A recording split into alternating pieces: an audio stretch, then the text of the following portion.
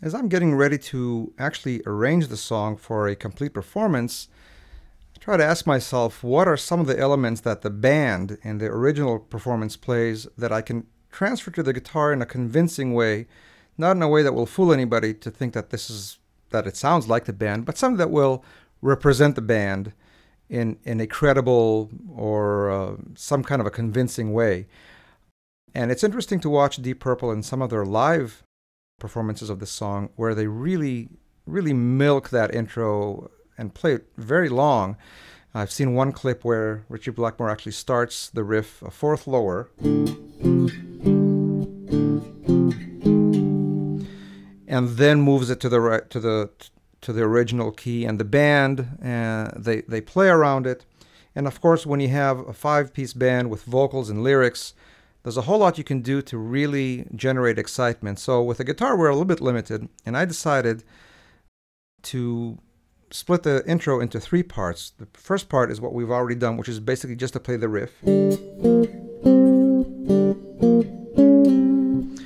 And then add something which would represent somewhat the snare drum. The original recording has a hi-hat playing 16th notes, which I did not find a way to do, but I found that if I just add that effect of the snare, I can elevate the first part that I played with just the notes to a new rhythmic level, and it sounds like this.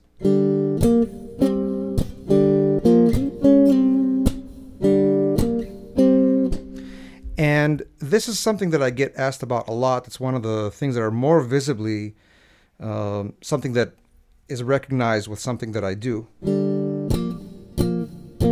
And that is the downstroke that I play with my right hand.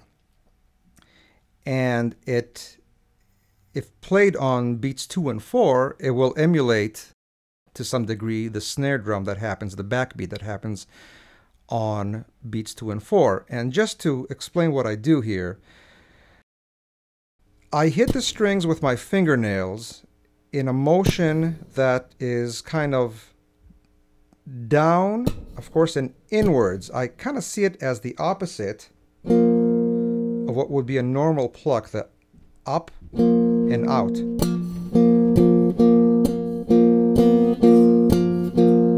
I'll try to mute the other notes here. You can hear the difference in tone between these strokes, where this has mostly just the note content. This has the note, but also a percussive sound that precedes the note just a little bit. And that is enough to create a sense of a backbeat, so it gives it more rhythm. The trick to this, or the difficulty I should say, to this technique is that, well, I apply it to the entire song or to any performance.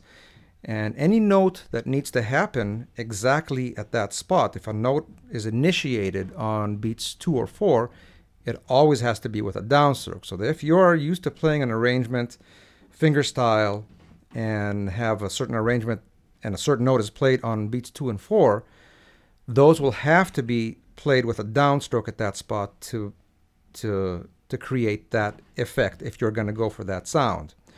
So it takes a little bit of practice, and as anything else, you got to do it slow, and eventually, hopefully, it will end up being part of your playing.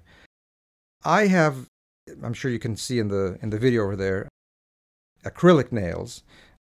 But as a matter of fact, I've only been using these for about 3 or 4 years.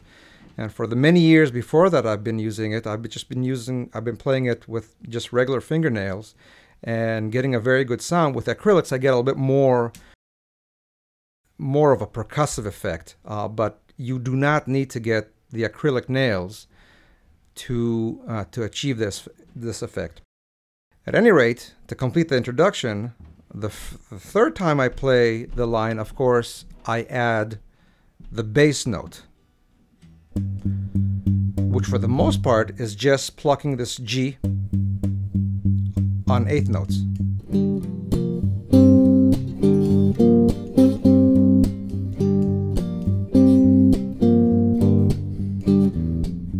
and once in a while playing that E, F, F sharp, and G as the bass player in the song actually does.